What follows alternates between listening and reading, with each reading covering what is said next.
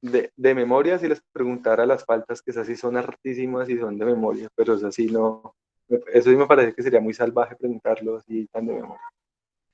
Listo, bueno, entonces, vea, para que concluyamos hoy la materia. Esta materia, de alguna forma, es una materia que tiene poca intensidad horaria y que es una materia que la idea es muy concreta y es muy clara. Y en que en ese transcurso nosotros de que hablamos todo el, el semestre, no, el momento. Partimos de la base de entender en términos generales qué es la ética, de diferenciarla de otros conceptos, digamos, sociojurídicos, como la justicia, la moral, la legalidad, etcétera, de entender propiamente cuáles son los deberes éticos de una persona, de mirar la ética en general del abogado y de centrarnos finalmente en la ética acorde con un código de ética, que los códigos de ética lo que hacen es que, pues, restringir las conductas a unas faltas taxativamente señaladas o tipificadas en la ley. Es eso. Entonces yo creo que la idea clara es que tenemos un código de ética del abogado, tenemos la ley 1123, que nos establece unos comportamientos que no son permitidos, que establece una consecuencia que son unas sanciones, tiene una serie de problemas que hemos ido evidenciando que son propiamente los relacionados con la forma en que se establece la sanción, que no es una forma muy clara, es una forma que establece como unas situaciones que hacen más gravosa la conducta, la atenúan, pero evidenciamos que pueden haber casos donde la sanción frente a una misma situación puede ser diferente. Algo como lo que en la práctica a veces pasa con la tasación de los daños morales o de los daños inmateriales en general, que puede que un muertico en un proceso por daño moral un juez de tanto y en otro proceso un juez de menos o de más. Y acá puede que pase lo mismo, puede que haya un componente de subjetividad bastante grande y pues nosotros lo vimos la última clase donde veíamos todos esos ejemplos y veíamos que habían casos en los que robarse 100.000 pesos ponía una sanción más grave que robarse 10 millones de pesos. O a veces el reproche no sabemos propiamente de dónde puede provenir. Entonces, esa es como la idea en general y pues el llamado que debería hacerlo al final a todos ustedes es que, aparte de restringirnos a comportarnos éticamente como lo dice el código, debemos comportarnos éticamente como lo dice la ética en general. No como Nicolás me decía esta clase discutiendo frente a la ética, que me decía que eso es pura mentira, que esto nadie se comporta de forma ética. Yo no estoy diciendo que todos seamos santos de devoción ni nada, todos podrán tener sus pecados, pero hay temas éticos que yo creo que son innegociables y que no deben ser negociados en ningún momento en nuestro comportamiento como abogado. Y por lo menos un comportamiento ético, claro, que lo puse muchas veces de ejemplo, es que por lo menos uno contrate una empleada de servicio y no le pague adecuadamente. Creo que es el comportamiento más ético, más antiético que puede tener un abogado. Y bueno, de ahí para adelante podemos ver muchos ejemplos en términos generales. Hay cosas que de pronto, no sé, son discutibles, como si entráramos a discutir a, desde qué punto una persona es fiel o es infiel, que son puntos que en la ética se discuten y son muy confusos porque pues hay como una línea muy delgada en la que yo paso a transgredir o no transgredir esa norma ética. Eh, pero entonces la idea en general es que tenemos una ética generalmente que es la que nos dice que debemos comportarnos correctamente y una ética restringida que es la ética del código de ética del abogado, en la cual hay situaciones que no están allí, pero que uno sabe que son poco éticas. Voy a sonar absurdo con lo que voy a decir, pero lo que les decía la vez pasada, por lo menos para nadie es mentira que puede ser juzgado desde la ética un tema de infidelidad, pero desde el código de ética del abogado no tiene nada que ver. Entonces, son dos componentes éticos bastante distintos. En ese sentido, hicimos todo ese tipo de reflexión, entramos al código de ética del abogado Y en el Código de Ética del Abogado, pues miramos cuáles eran las sanciones, miramos muchos aspectos procesales como la prescripción, tanto de la acción como de la sanción, miramos la forma de excluirse de responsabilidad, miramos la forma en la que yo puedo rehabilitarme y es como poderme recuperar de la sanción más grave que es la exclusión, miramos cómo se tasan o cómo se establecen las sanciones y miramos grosso modo cuáles son las conductas que son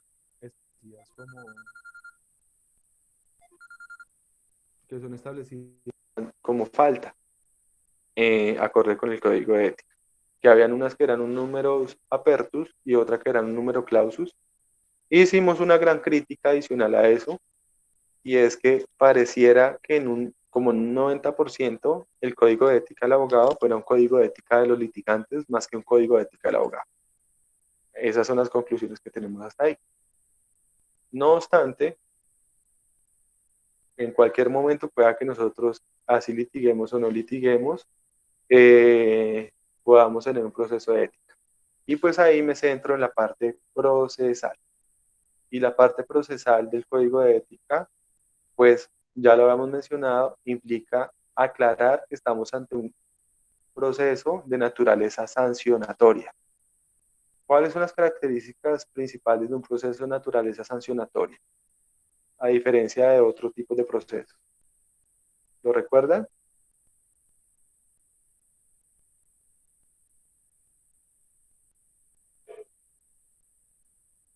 o no? En la estructura, prácticamente. ¿Ninguno? ¿Ninguno Eso recuerda lo cómo? hablamos la clase pasada, ¿no? Que hablamos sobre la prescripción, ¿sí? Y el tema de que hay una investigación previa y en el otro no, ¿sí? Sí, pero las grandes diferencias, ¿cuáles son para que lo tengamos claro? Cuando estamos hablando de un proceso de naturaleza sancionatoria, por lo general tiene dos grandes momentos. Un momento en los que realmente todavía no hay proceso, sino simplemente hay una investigación previa. Ejemplo claro, este tipo de proceso, ejemplo claro, el proceso penal y ejemplo claro, el proceso disciplinario, en los cuales hay una etapa en la que uno está enterado de que hay una investigación en contra de uno, pero todavía no hay un comienzo formal de un proceso. Simplemente uno sabe que están haciendo unas averiguaciones para ver si hay mérito para iniciar un proceso.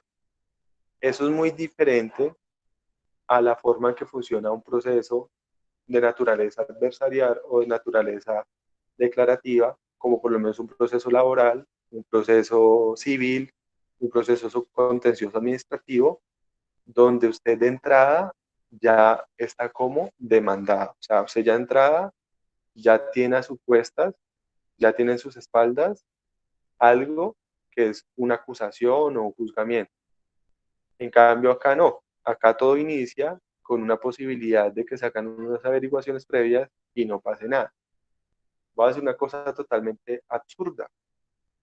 Y es como cuando usted, digamos, van y le dicen, venga, es que vimos a su novio en tal cosa. Pues usted inmediatamente no ataca, sino empieza a hacer la averiguación previa. Y se da cuenta que si es pura mentira, pues no pasa nada. Pero si hay algo serio, pues usted ahí sí formalmente abre un proceso o un juzgamiento. Entonces, en ese sentido, los procesos de naturaleza sancionatoria tienen esa particularidad y tienen otra particularidad que suele diferenciarlos mucho de los otros procesos, y es que por lo general en los procesos sancionatorios, quien investiga es quien juzga. Es decir, uno está peleando contra la persona que lo va a juzgar a uno, por lo general. En el proceso penal no, por la división que existe entre la fiscalía y los jueces. Pero por lo menos en la Procuraduría, quien lo investiga a uno es la Procuraduría, quien lo sanciona a uno es la Procuraduría. En la Contraloría pasa lo mismo.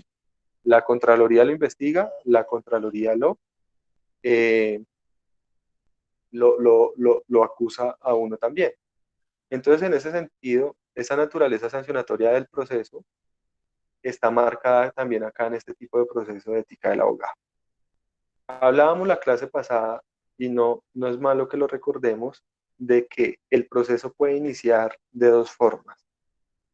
Puede iniciar, bueno, hablamos quién eran los competentes, eso lo hablamos, ¿cierto? Que la competencia era el Consejo Seccional en primera instancia, el Consejo Superior en segunda instancia, ¿cierto? Sí, ¿Sí lo señor. hablamos o no? Sí, Ok. señor. Sobre la Mencionamos que, motivación, mencionamos, intervinientes.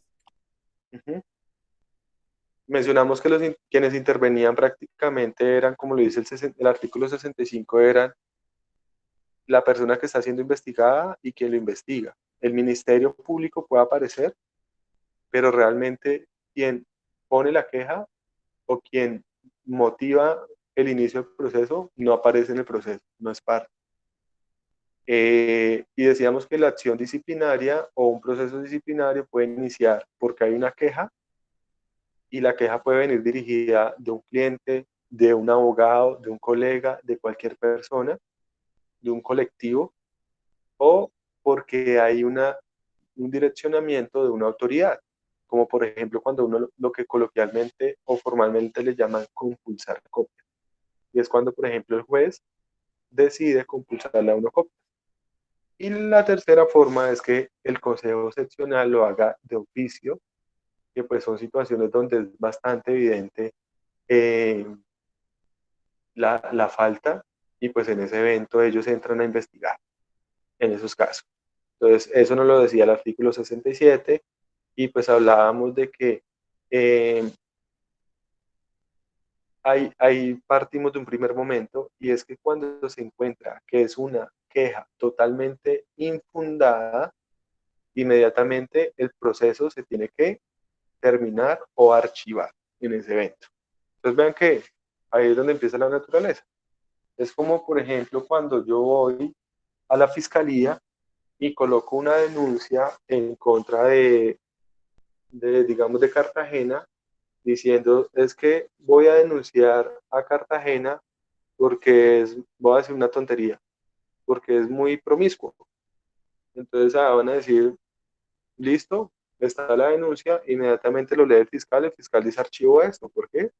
Pues porque no es una conducta que esté tipificada como un delito. Punto. Lo mismo acá. Entonces, que van y colocan una queja que es totalmente infundada.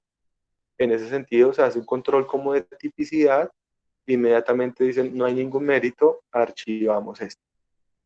Lo que les decía, si van y colocan una queja donde digan, es que este abogado o esta abogada es muy promiscua, pues bien por ellos, pero eso no es una sanción disciplinaria. Entonces, en ese sentido, ¿qué tiene que hacer el Consejo Seccional? Inmediatamente desestimar eso y archivar.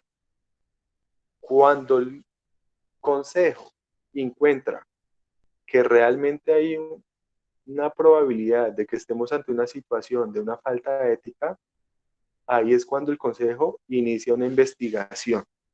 Y esa investigación es la que apertura o da inicio, no al proceso, pero sí a la investigación disciplinaria en contra del abogado. Entonces, en ese sentido, en este tipo de proceso, se, todo se parte de esto, de una investigación preliminar o de un trámite preliminar, como lo dice el artículo 104 de la ley 1123. Entonces acá no lo dice claramente, dice, efectuado el reparto, perdón que está acá, se me, se me desacomoda esto. Ya. Entonces, ¿qué nos dice el artículo 104? Dice, efectuado el reparto, independiente de los términos, eso nunca se cumple en Colombia, esos números de días. Verificado el requisito de procedibilidad, se dictará auto de trámite de apertura del proceso disciplinario. Entonces, formalmente la investigación disciplinaria inicia con el auto de apertura. Esa es la iniciación formal.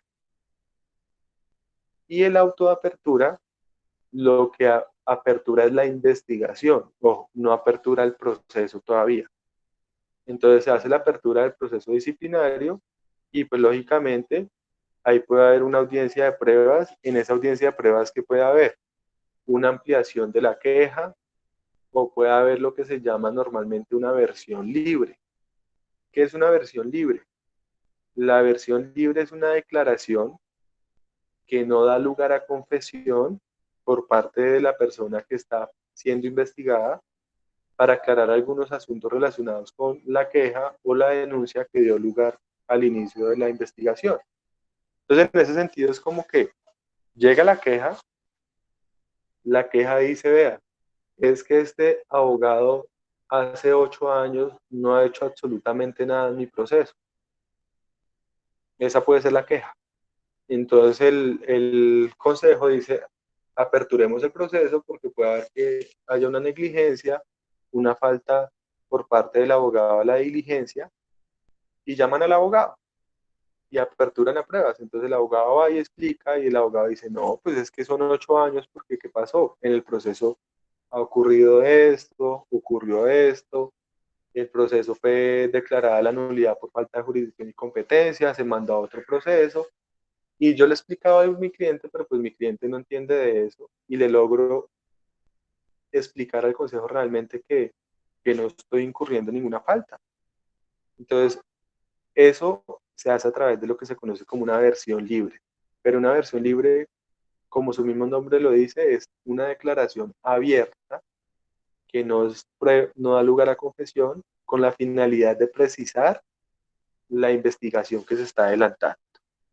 Hay otras pruebas, como por ejemplo que se pidan documentos, que se pida una ampliación de la queja, o incluso hasta un testimonio. Puede llegar a pasar que se pidan unos informes, y todo eso se da ahí a través del auto de apertura. Pero en ese momento, esa autoapertura no está queriendo decir que a mí me estén acusando. Es como sería el equivalente en materia penal como fuera el auto de imputación, que simplemente es un auto de comunicación donde le dicen a uno, lo estamos investigando. Ojo que estamos averiguando cosas de usted, pero no es que ya esté una acusación formal. Entonces, a través de eso, yo no interfiero. Yo simplemente, pese a que hay auto de apertura, eh, en lo que se me pide información, yo acudo, apoyo en el proceso, pero en el momento yo todavía no estoy como a la defensa. Lógico, yo me tengo que empezar a defender desde esta etapa, pero no estoy a la defensa formalmente como cuando uno presenta descargos, como cuando uno contesta una demanda, sino simplemente yo en la versión libre me estoy defendiendo, pero no me estoy defendiendo de una manera formal en ese evento. Después viene el tema de la audiencia de pruebas y la calificación provisional en ese evento. Profe, tengo una pregunta, qué pena. Dime. Es que escribí por el chat, pero no me contestó. Qué pena, es que no estaba mirando el chat. Ok. Bueno, entonces, o sea, decía que en esta primera etapa, que no es como formalmente la apertura en sí del proceso, sino es como una etapa de indagación y preliminar a ello. Digamos, en Sí, tal caso que no se notifique el auto de la apertura, ¿sí? Digamos, se podría estar de pronto transgrediendo el debido proceso. sí, claro que sí. Es que, ojo, Exacto, o sea, como incluso, dices que no es como tan incluso uno puede pedir una nulidad respecto a eso, todo. ok, listo. Voy a ser impreciso con lo que voy a decir, muy impreciso. No, todavía no está abierto formalmente el proceso en ese evento todavía, pero estamos durante un trámite procedimental en el cual se debe garantizar el debido proceso. Entonces, o sea, si hay proceso, Porque yo le importo. Vale, apaga el micrófono. ya lo silencié. Bueno, esto, sí hay proceso, pero lo que digo es que todavía no hay una acusación formal, que esa es la gran diferenciación. En cambio, en los otros procesos, yo de inicio ya entro contestando una acusación formal que me hace la contraparte. Acá todavía no me están haciendo una acusación formal, acá simplemente me están diciendo, estamos investigando algo en torno a una queja que colocaron en su contra. Estamos averiguando qué fue lo que pasó, pero yo todavía no lo estoy acusando. ¿Qué implica eso? Que yo cómo debo responder ante eso. Si a mí me demandan, por lo menos en materia civil o laboral, yo inmediatamente tengo que contestar y contestar ya defendiéndome tieso y parejo. En cambio, si a mí me hacen la apertura del proceso disciplinario y me llaman a versión libre y todas esas cosas, yo acudo, pero todavía no me defiendo formalmente. Todavía no voy con la defensa diciendo, ya lo voy a explicar ahorita, hay una causal de exclusión, falta de tipicidad, nada, porque es que en la versión libre usted no va a dar un argumento jurídico, sino usted va a hacer una explicación fáctica de lo que pasó en ese evento. Entonces, digamos, la queja es porque dicen que usted se quedó con un dinero, usted no en la versión libre no va como abogado a decir, es que eso según el artículo tal de la ley 1123, no, usted simplemente va a decir, vea, yo no me he quedado con ningún dinero porque es que el dinero entró, pero el dinero está en las cuentas del juzgado porque es un embargo, porque lo que pasa es esto, esto y esto, y de pronto la persona está malinterpretando lo sucedido. Entonces, eso es muy diferente. Lo que estoy tratando de explicarles en este caso es, y que diferenciemos, es la forma en que yo me defiendo. Y es que, lógico, yo me estoy defendiendo en mi versión libre, pero en mi versión libre lo que yo estoy explicando es el aspecto fáctico de lo que pasó. Yo no estoy cargando de argumentos jurídicos mi defensa. Es obvio que si yo sé que hay una exclusión, pues yo la voy a mencionar en la versión libre, pero no la voy a mencionar desde un punto de vista jurídico, sino simplemente contarlo. Que si el investigador o el magistrado del Consejo Seccional percibe que eso es una exclusión, pues inmediatamente lo va a tomar como tal. Pero todavía no tengo una acusación directa. Todavía no me están diciendo usted cometió la falta, sino me están diciendo simplemente hay una posibilidad de que usted haya cometido una falta, vamos a investigar. Esa es la idea en ese evento. Luego,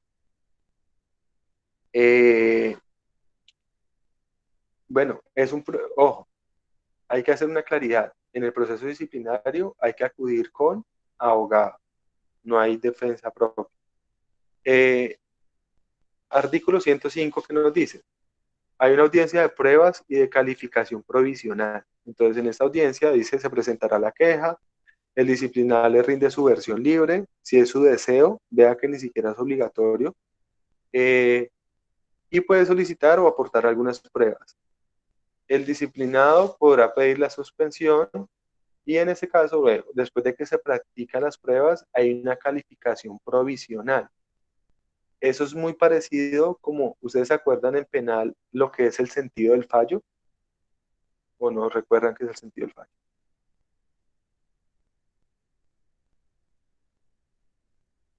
¿Sí? Es un recuento de lo que sucede.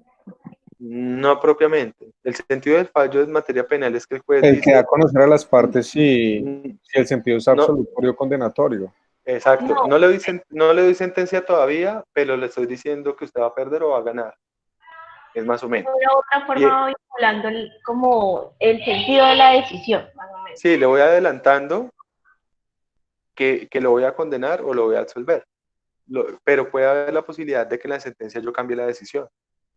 En cambio, acá pasa algo similar en esta etapa, y es que yo practico las pruebas y todo, y hago una calificación provisional, y es como que le digo al disciplinado, yo como que le voy a formular cargos, o pueda que no le formule cargos, pero no, eso no tiene directamente un poder vinculante todavía, en ese caso. Si yo ya le formulo cargos, nos vamos a la audiencia de juzgamiento, y en la audiencia pública de juzgamiento, ya el tema cambia un poco más ahí en ese punto. Entonces, la audiencia de juzgamiento, vean que es un proceso que tiene un trámite de proceso sancionatorio, pero no es igualito a todos los procesos sancionatorios, tiene sus diferencias. Es como pasa, por lo menos usted mira el proceso civil y el proceso del contencioso y son muy parecidos, pero en el civil hay dos audiencias En el contencioso hay 3. En el contencioso hay inicial, de pruebas y de alegatos y fallos. En el civil hay inicial, instrucción y juzgamiento, solo 2. En materia laboral, si mal no estoy, también creo que son 3. Entonces acá la naturaleza es sancionatoria, pero cambia un poco. Entonces, después de la audiencia de pruebas y la calificación provisional, en este evento se toma pues un tiempo o un término para analizar el caso y entrar a la audiencia pública de juzgamiento en ese evento. ¿Qué pasa con la audiencia de juzgamiento? Que es la que nos trae el artículo 106. Nos dice, en la audiencia pública de juzgamiento se practicarán las pruebas decretadas, evacuadas las cuales se considera el uso de la palabra por un breve lapso y evitando prolongaciones indebidas. Es como una especie de alegatos. Va el Ministerio Público, el disciplinado, su defensor, agotada la fase probatoria, y esto ahí es donde el funcionario advierte la necesidad de variar los cargos o de manera breve y motivada puede elevar una nueva solicitud de pruebas, porque es que tiene una naturaleza muy investigativa. No es como los procesos distintos donde ya la prueba que no se pidió y no se decretó ya no se practica. En cambio acá vean que pueden ahondar más y más con la finalidad de obtener claridad frente a lo sucedido en ese caso. Ya practicadas las pruebas, entonces se concede un uso de la palabra por un tiempo no superior a 20 minutos y luego de eso pues se da por finalizada la audiencia en ese caso. En ese evento el magistrado tiene 5 días para registrar el fallo y pues para determinar la decisión correspondiente. Entonces, en ese caso, ¿qué es lo que sucede? Vean que es un trámite bien sui generis, bien especial. Inicia con una queja, se hace como una calificación inmediata y si ve que no hay mérito, chao, se acaba. Si ve que hay mérito, se inicia la investigación previa, se llama una versión libre, se practican algunas pruebas y se hace una precalificación. Entonces, en la precalificación es como una preacusación. Y luego se practican las otras pruebas que se tengan que dar, se le escuchan alegatos y luego de que se le escuchen alegatos, se toma la decisión de fondo. Y esa decisión tiene una particularidad muy importante, a diferencia de otros procesos disciplinarios. No sé si alguien de pronto, quien me responda a eso, lo exonero del examen.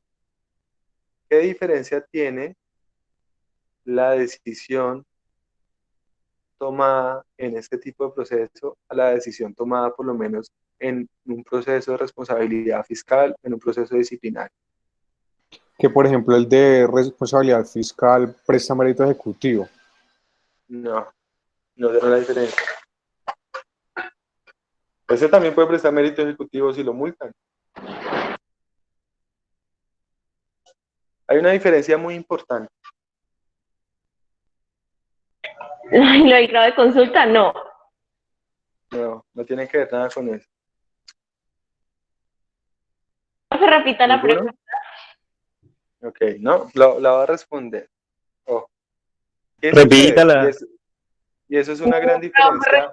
No, es que ya. Eso es una gran diferencia, ojo, del proceso disciplinario del abogado con el proceso disciplinario en la Procuraduría, por lo menos con el proceso fiscal, ante la Contraloría, por lo menos con los procesos éticos disciplinarios de los médicos. Es una gran diferenciación. ¿Y cuál es? Que es que la decisión que se toma en este proceso es una sentencia judicial. Es decir, el Consejo Seccional de la Judicatura dicta una sentencia judicial. En cambio, en los otros casos, lo que se dicta es un acto administrativo. Y esa diferenciación, ¿por qué es importante?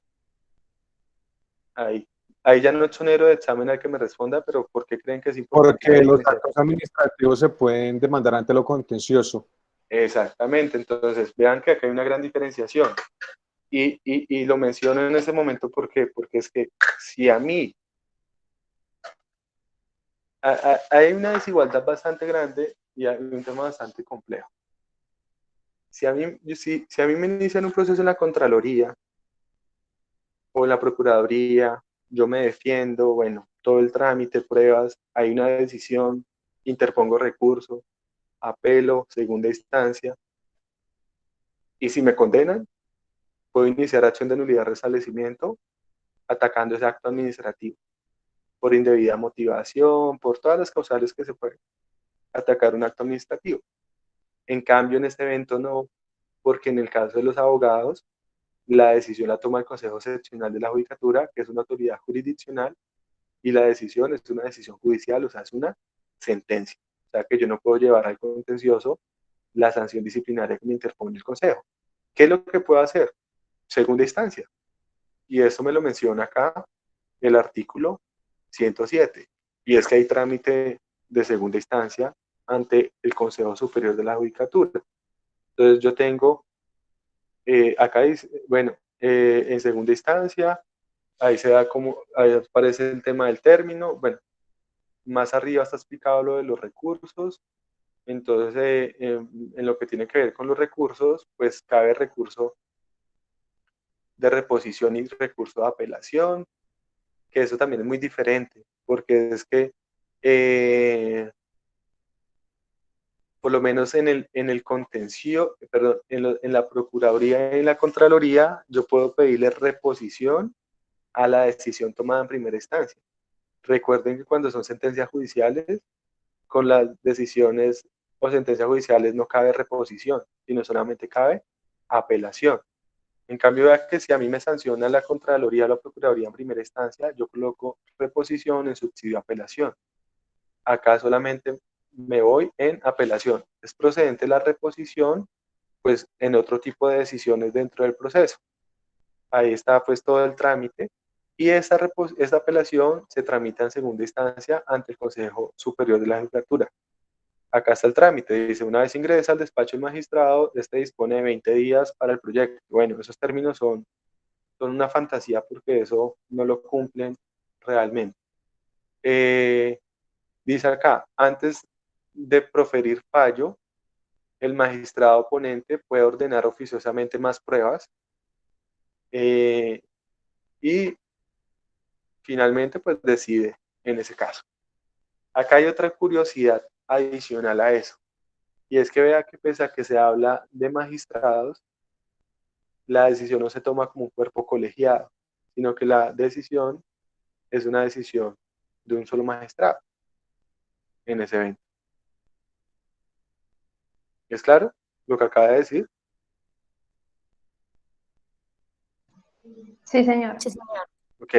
En primera instancia, la decisión la toma eh, un magistrado. En segunda instancia, pues sí se toma en sala ante el Consejo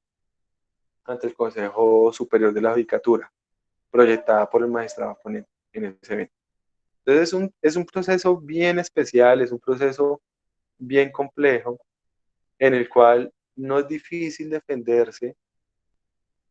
Recuerdo cosas que ya hemos mencionado, uno se puede escudar en lo que tiene que ver con la atipicidad, con la antijuricidad, con la culpabilidad, traer causales de exclusión o eximentes de responsabilidad, traer a relucir la prescripción y todo, pero es un proceso que incluso es un proceso sencillo, es un proceso en el que llega la queja, llega la noticia o la querella, aperturan el proceso, recaudan pruebas, lo escuchan en versión libre y pues si hay mérito, siguen adelantando el proceso, lo escuchan como una especie de alegatos o de descargos, por llamarlos de una mejor forma, que también puede que le digan que los presente por escrito, no necesariamente verbal. Eh, Muchas de estas audiencias no se hacen verbales, sino se hacen por escrito, entonces le piden a usted que tanto la versión libre como la, los descargos los haga de forma escrita y sale una decisión de primera instancia y pone recurso, la decisión de segunda instancia y ya, es un trámite incluso sencillo. En la práctica no es tan rápido como uno pensaría. Y si la decisión queda firme en segunda instancia, Máximo lo que uno podría interponer sería una acción de tutela por vías de hecho, porque es una sentencia judicial. No podría acudir, como en los otros casos mencionados ahorita, que uno podría acudir al contencioso en esos eventos. Y pues, como lo veníamos mencionando, hay muchas reglas que aplican y que permiten de pronto una adecuada defensa, sobre todo atacando la inexistencia de la falta. ¿Por qué? Por el carácter taxativo de las faltas. Adicional a lo anterior, pues también cabe mencionar de que en ese proceso no es procedente la reformatio impellus. ¿Recuerdan que la prohibición de la no reformatio impellus? Sí, doctor. Que no se puede hacer Que, más que gravosa la situación del apelante. exactamente. Entonces, en ese evento, cuando es apelante único, ¿no? Entonces, en ese sentido, ¿quién más puede apelar? El Ministerio Público, de pronto. Claro que el Ministerio Público, si alguien me escucha que sea el Ministerio Público, se pondrá bravo con lo que voy a decir, pero hacer el Ministerio Público es como un fantasma que está ahí en los procesos, pero no es mucho lo que interfiere. Hay casos en los que se interfiere bastante, pero en la gran mayoría no mucho. Entonces, en ese sentido, si hay sentencia, si hay apelación, pues la sanción no va a ser más gravosa. Eso permite que yo me pueda ir hasta lo último y que en ese sentido la sanción no se pueda modificar, que es una diferencia, por ejemplo, con el proceso ético de los médicos.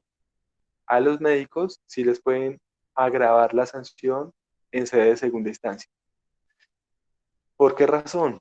Diferenciaciones de la ley. La ley establece algunos aspectos para unos, algunos aspectos para otros procesos bastante diferenciadores y pues ahí uno no puede entrar como a discutir ese punto porque la ley lo establece de manera procedimental en ese caso. ¿Qué otros aspectos procesales son permitidos en este tipo de procedimiento? Las nulidades, que lo preguntaba hace un rato Nicole. Entonces, frente a lo que nos preguntaba Nicole, pueden haber nulidades desde el punto de vista procedimental. Trámites de impedimentos y recusaciones también se pueden dar. Incluso las causales de impedimento y recusación son taxativas en este código de ética, están en el artículo 61 y pues son casi las mismas de impedimento y recusación de los jueces. Hay un procedimiento pues, para todo lo que tiene que ver con los impedimentos y recusaciones. Todo el trámite de notificaciones también tiene un acápite especial. En esos eventos se notifica personalmente. Si la persona no se notifica personalmente, se le notifica por aviso. Si no se notifica, si la persona no acude al proceso, se le nombra en estos eventos un defensor de oficio. Incluso por eso a veces uno lo puede nombrar como abogado de oficio de un abogado que está siendo investigado. Puede que sea que el abogado ni siquiera se dé por enterado que lo están investigando. Eh, en materia de pruebas, son válidos todos los medios de prueba permitidos en un proceso normal. Pueden haber pruebas trasladadas, porque pues muchas veces a uno lo están investigando por un tipo de conducta desde el punto de vista penal y también desde el punto de vista disciplinario. Entonces uno puede acudir todo eso al proceso, les decía lo de las nulidades, por lo menos la falta de competencia, la violación del derecho de defensa es una nulidad, están en el artículo 98 y siguientes. Uno diría que falta de competencia, ¿por qué? Pues porque de pronto uno puede determinar que el competente para esa falta no sea el Consejo Seccional de la Judicatura, sino sea la Procuraduría, por ejemplo. Y en ese sentido podría haber una falta de competencia. De manera, lo que no esté regulado acá, pues ¿por qué tipo de código creen ustedes que está regulado? Código único disciplinario. Mm, sí, puede ser, pero más que código único, ¿por cuál? Civil. El Código Código General General del de Proceso. Proceso. Sí, el Código General de Proceso puede aplicar acá y el Código Único Disciplinario, que además el Código Único Disciplinario cambia, ¿no? No sé si ustedes están enterados, pero Sí, en ya el hay un nuevo 2021. código único. Y no sé si ya entró en vigencia, pero creo que está por entrar en vigencia. Creo que en Entonces, junio del 2021 entra en sí, vigencia. la ley Julio. 734, que es el vigente, desaparece y entra otro tipo. Entonces también hay remisión normativa, pues porque eso no lo abarca todo. Entonces yo podría llegar a incluso aplicar el Código General de Proceso, es el que aplica de forma supletoria todos los procedimientos. Todo lo que no está regulado en ningún lado, se aplica el Código General de Proceso. Y finalmente, pues es una ley que actualmente está vigente. No se avisora en este momento cambios o modificaciones. Mencionábamos de alguna manera que esto podría ser importante hacer un cambio, y especialmente en lo relacionado, porque parece un código más hacia abogados litigantes que hacia cualquier cosa, pero hasta el momento no se avisora como un cambio o una modificación de ese código. Yo les soy sincero, me parece que es un código que nos favorece para no ser sancionados. Realmente si usted es sancionada es porque la falla es muy grotesca y encaja perfectamente en eso. Pero hay muchas situaciones que le permiten a uno no ser sancionado. No les estoy queriendo decir con eso, como lo piensa Nicolás Farfán, que cometa no falta, porque pues es fácil eximirse de responsabilidad. No, porque no falta el día que a uno le puedan aplicar una sanción. Entonces, en ese sentido, es mejor uno tener mucho cuidado con eso. Preguntas.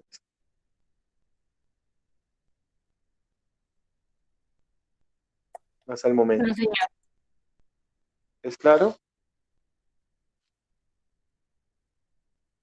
¿Sí? Listo. Pues vean, ese es el procedimiento. Vean que es un procedimiento sencillo, no hay más que ahondar. Por eso incluso también les decía que hoy no da tanto problema que nos demoraban en empezar. Este código es un código de ciento algo, como no más de 110 artículos, entonces es un código corto y creo que pues ya abordamos todo en términos generales de lo que va a aplicar. Lo que les decía que no les pregunte de memoria, pues por ejemplo el tema de pruebas, nulidades, notificaciones y eso, pues porque eso está ahí. Si aquí a mañana uno tiene un problema, está ahí. Pero las ideas generales, que sobre todo sirven para defenderse, para eximirse de responsabilidad, es así, es bueno que las tengamos claro. Y listo. Listo. Si no hay ninguna duda, yo creo que hemos acabado el contenido de la materia y ya nos veríamos en el examen oral. En ese caso, a no ser que tengan alguna duda. Profe, ¿los grupos los escogió usted para entrar al Sí, parcial? sí. Sí, yo los escojo al azar de día. Es muy posible, ojo, ¿Que exonere? no, es muy posible no, va a ser un hecho de que no vamos a alcanzar en 2 horas, pues porque son bastante. Entonces es muy posible que yo les diga ese día que quienes quieran voy a iniciar 1 hora antes, es decir, tipo 5 de la tarde o Uy, incluso antes. Entonces ese día los que se vayan conectando antes en orden de llegada van ingresando y los voy evacuando para poder salir de eso rápido y que no nos vayan a dar las 9, 10 de la noche acabando ese examen. ¿usted se ¿Okay? conecta a las 5, doctor? ¿Qué pena? Yo les mando un correo el mismo día y posiblemente yo creo que me voy a conectar a las 4 de la tarde con la finalidad de acabar muy, muy rápido. Y depende de ustedes. Lo que les digo, la regla es clara. Si ustedes me responden a mí la primera pregunta adecuadamente, bien, yo ya no les coloco una vez un 5. Listo, doctor. Si